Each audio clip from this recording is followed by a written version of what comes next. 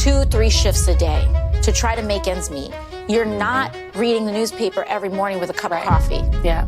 You're not. And it's not to say that people are uneducated or uninformed or anything like that. But like no, this. No, stop. AOC, hey, I see where your heart is. I see where your heart is, but you sometimes have to call that out. You can't sit here and put no blame to uneducated voters. You literally need to be educated to make an educated vote. Now, this clip of AOC, I guarantee is probably one of the best that I've seen her, not, because she has crazy energy or whatever the case is, but what she's talking about is facts. You know what I'm saying? Like, she was like Super Saiyan level 3, like Albert Einstein, 160 IQ type of information she's throwing out here. And of course, you can't be all talk. You know what I'm saying? So I'm preserving my feelings on after she actually does something, within 2 years, 4 years. I want to see action behind these words. But one thing that we need to understand is Trump and individuals like him are con artists. They will trick you. Throughout his 4 years of campaigning, which is crazy, 4 years, he gave nothing of substance. He didn't run off of information, like critical information, statistics, numbers, nothing. He didn't do that. He ran everything off of emotion and scapegoating marginalized people and used them as a scapegoat to what's really behind the scenes and what's causing American people to have to work 2 jobs or barely making it every week. He doesn't want to talk about that. But what a con man is, because just in case you don't know what a con man is, here's 3 things that I looked up. 1, they build trust quickly. They often act friendly, confident, or knowledgeable to gain your trust and lower your guard. He's literally a millionaire who's telling you he's someone who's never worked a regular job. Money was literally given to him. But he's telling you, the American people working 40, 50, 60 hours a week, he knows what you're going through. He knows what you need.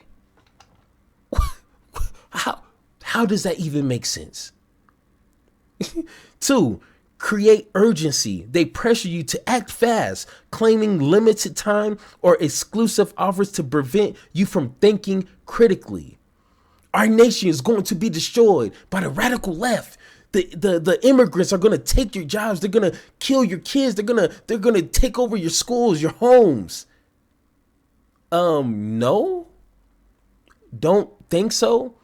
And guess what? The numbers don't back that up. Immigration crime is not a pandemic. I'm sorry. I don't fall for that. You know what I'm saying? And exploit emotions.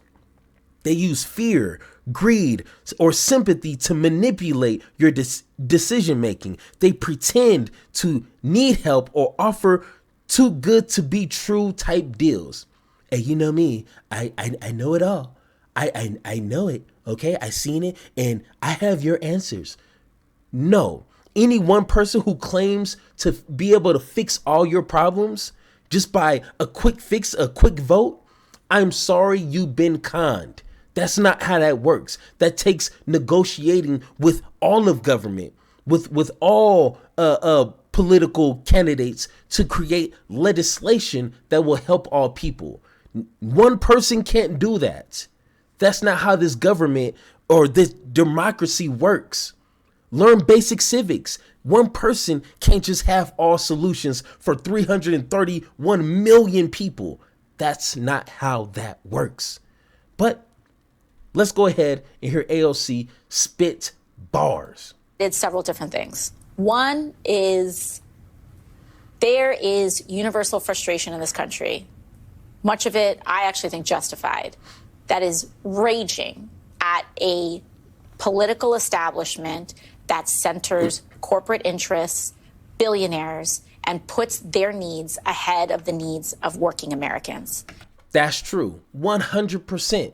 But unfortunately, AOC, if you're watching this, which is like a zero zero zero chance, but if you're watching this, you make a good point. But I want to see you further distance yourself from the established Democrats and do something to show the American people you are fighting on their behalf, and you're not going to take big money from these corporations. And in fact, you're going to create laws or some sort of bill or legislation that will fight against that. I want to see it. I'm going to be taking notes for here on out. I want to see it. No more talk. Now show the American people. That's what we want. And we know that we can either channel this righteous rage, because there are people whose SNAP was cut off, their child tax credits were cut off, but they're seeing people like Elon Musk getting tax breaks and kissing up to Donald Trump in order to do so. But they vote for, then why vote for Elon Musk and Donald Trump? And I think that, of course, is the question. It makes no sense. And I think part of it has to do with the fact that, and I think we're still in a process of going through the data. It's important to say that. Yes. And I actually think that it's important to say that the people who are rushing to say, let me give you my grand theory of what's going on right now. The problem is you went too woke. Sorry, Kamala Harris was running with Liz Cheney at her side. She wasn't going quote unquote woke. If we had an election on November 5th and November 6th, you've got an answer. Right. Don't listen to those people. I agreed. Do not listen to those people. Co-signed. So I want to say that we should all have the humility of saying this is an ongoing learning process. However, there is something to be said about it doesn't matter that he's lying. He's saying that I'm fighting for you. Okay. So one thing, it does matter if they're lying. Like, I don't know if that's what she really meant when she meant to say that, but it does matter they're lying. But the problem is people are believing them when they say, I'm fighting for you. Elon Musk does not have a history of showing he's taking care of his workers by any stretch of the imagination. Look at his history. He's been known for union busting. He's been known to threaten people their jobs if they don't do X, Y, and Z, or if you whistleblow, whatever the case is. He's literally been on a phone call recorded with Trump, and Trump egging that type of attack of his workers, egging that on, supporting that. So it's not, people, don't care if that is literally what we need to be telling the American people. Why are you voting for Trump, who's been known to scam other businesses for his own greedy reasons, scamming people with Trump University? Why are we voting for people like that who has no track record of being for the common folk? It makes no sense. And you don't have to look at the analysis and the data weeks or months after the election. You can make that understanding before. Because like I said, either of those two have a history of actually being there, being public servants to the American people. They don't have that. So AOC, hey, if you're listening, it's okay. You don't have to give me credit. Just take some notes and understand that it does matter if they're lying. But the question is, why are people looking past the lies and they're still voting for it? That's my question. That's the main question that needs to be answered. In all of this debate that people are talking about with this woke thing, right? Yeah. Oh my gosh. It's because we care about trans people, and that's why. And by the way, only Donald Trump cared about trans people, right, because he was the one running $130 million worth of ads. The Harris campaign said nothing about this issue. That's right. That's right. And listen, the ads, it's not to even deny the fact that these ads were effective in certain areas. What I think people are paying too much attention to is the first half of that ad, which says Kamala Harris is for they, them. Everyone's focusing on that. They're not focusing on the second half of that ad, where he said, Donald Trump is for you. Bars. Yeah. And Democrats very often in their messaging, they speak, and in this, in terms and in concepts, and not in the second person. I care about you. And political races are not about one candidate versus another candidate. Too often it gets pigeonholed like that. It is a race to convince a person about who cares about you more. Let me ask you this question, because we've been talking a lot about. And unfortunately, Republicans do that a lot better. They don't use any facts. They don't use any real sentiment understanding of all diverse people here in America. They don't do that. They could care two fucks about that. But all they say is, we care about you. I wish some trans person would explain to me on how the Republican Party and Trump himself cares about you more than a Democratic Party, which, you know, Democrats, they grandstand, they try to, you know, suck up to everyone. Black folks, Mexicans, trans people, they try to suck up. So, but still, out of the two parties, what makes you think the Republican Party cares more about you? Once again, those are questions we need to be trying to figure out. And I guarantee you, it's not based off of anything historically proven or based off of any type of facts. It's just feelings and like vibes and like, you know, just like, man, you know, I'm a rebel type of understanding. So that's why they vote for Trump, in my opinion. About RFK Jr., my mind is a bit blown. I mean, we knew that Donald Trump would go wild. There's no constraints on him. He could just put all his friends in. But we're talking about RFK Jr. and the possibility of people pulling back on measles vaccines, on another pandemic happening. You're talking about Matt Gaetz. There's a 17-year-old girl out there terrified that all of her records, all of the witnesses against him in this case where she was trafficked could be in the hands of Matt Gaetz, and he could be the most powerful law enforcement official in the country. In a case where the president of the United States is an adjudicated sexual abuser. If you're a sexual assault survivor, you're thinking, oh my God, this country is out to get me. They're out to get me and force me to have children by sexual assault. So the message to women has been insane, okay? And the people he's nominating are TV hosts, et cetera. Do you think the people who voted for him that you've talked to were expecting this? No. Or true mass deportation? Genuinely. Yeah. No. And hey, sorry to cut you off. This is my show. But in my opinion, the reason why people didn't understand what he would do when it comes to appointing these crazy pedophiles, warmongers into these positions is because, once again, they feel they just thought Trump was just saying all this crazy stuff just to get attention. He says some crazy things, but he's just saying that because he just wants to win, which that's half of it. But they just assume once he becomes president, he's going to be presidential. You know, he's going to put all that stupid stuff, all that stupid rhetoric aside and get to business. And if that was true, then he would have done that his first term. But sorry to break it to you, he didn't.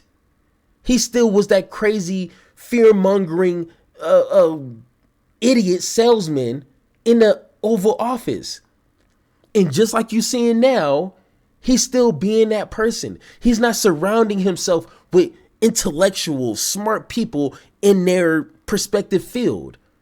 He's not doing that. So once again, you have been fooled. You have been fooled if you think he's going to all of a sudden become an 80-year-old adult all of a sudden. No, you get what you paid for. And unfortunately, there's no return policy. There's no 30-day guarantee, your money back. No, I'm sorry he fooled you. And you have to live with that decision.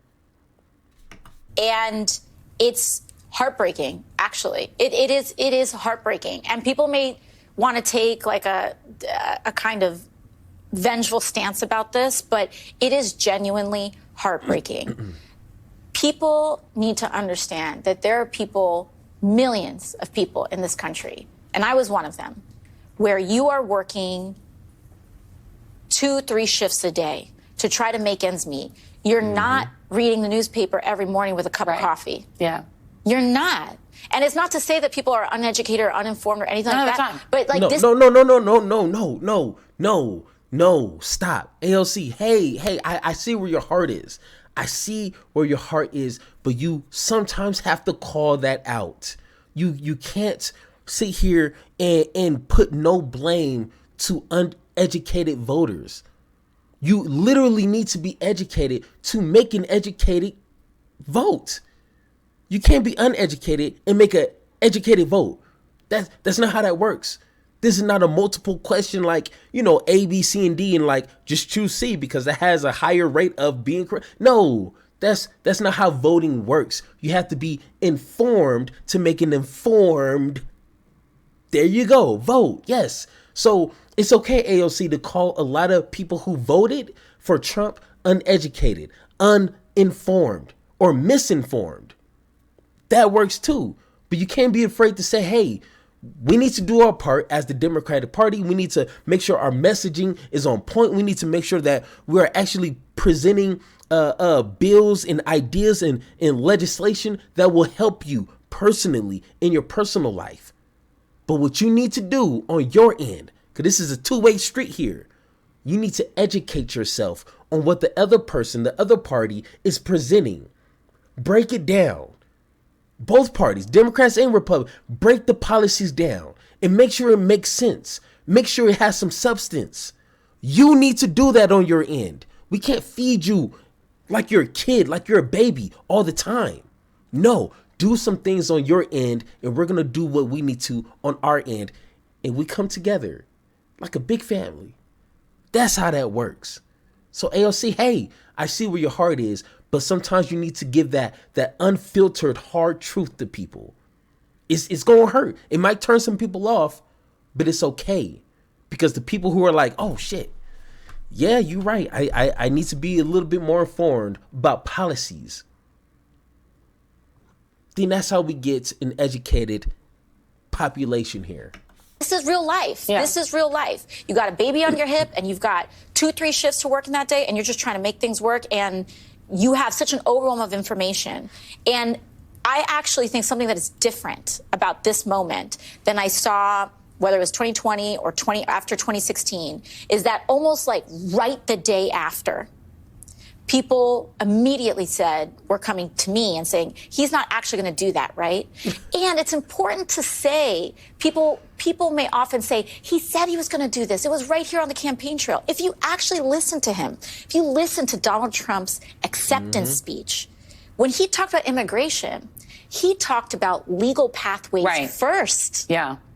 He didn't say he was going to do. He didn't lead with mass deportation. Absolutely. Okay, I'm going to hold you. We're going to hold you over if you don't mind. We're going to hold for one more. We're going to take a quick break, pay for all of this, and then when we come back, which is fine because if you guys want to see that whole interview, that's on AOC's YouTube page. So hey, go ahead, watch it. But I understand where AOC is, and I believe she is an ally for regular folks like me and you. I truly believe that we can't throw the entire Democratic Party away with the bathwater. That's not how that works. If you think Republicans are all trash and you think Democrats are all trash and there's really no bright future for a third party, at least at the moment, then why are you even in this conversation? You know what I'm saying? If you just think nothing matters, then unfortunately, this is not a conversation for you. But I do believe there's individuals on the Democratic Party, they're probably labeled progressives. I think those are the individuals we need to be giving our time and attention to, and we need to support those type of individuals. Is there anyone on the Republican side? I haven't seen too much. Well, to be honest, not any. But if there is someone, okay, let me know in the comments down below. But unfortunately, I don't see any of them, or they're probably being drowned out by the Elon Musk and the Mark Rubios and Donald Trumps. But we need to make sure that we are educating ourselves. I know that's such an overplayed statement, but it's so true. And I'm going to leave it with this quote here. This is by Abraham Lincoln. And hopefully I don't butcher this because the way it's worded, it's like a mind twister here. But it says, you can fool some of the people all the time and all of the people some of the time, but you can't fool all the people all the time. And that means this highlights the fact that while con artists may succeed in tricking people, eventually their schemes will be uncovered. And the only way those schemes will be uncovered is if people like myself, who are not tricked or bamboozled by these individuals, we need to take our time. And it takes a lot of time. Trust me, this is probably like the 6th video you're watching today. Okay, I'm trying my best to pump out this information, this content, so people can at least somewhat liberate themselves. Baby steps, but you have to understand there's con artists to even realize or even ask yourself, am I being conned? You know what I'm saying? So it is what it is. But of course, like always, if you guys disagree with anything that I said in this video, let me know in the comments down below or hit that Discord link so we can have that one-on-one talk. And like always, let's have that conversation.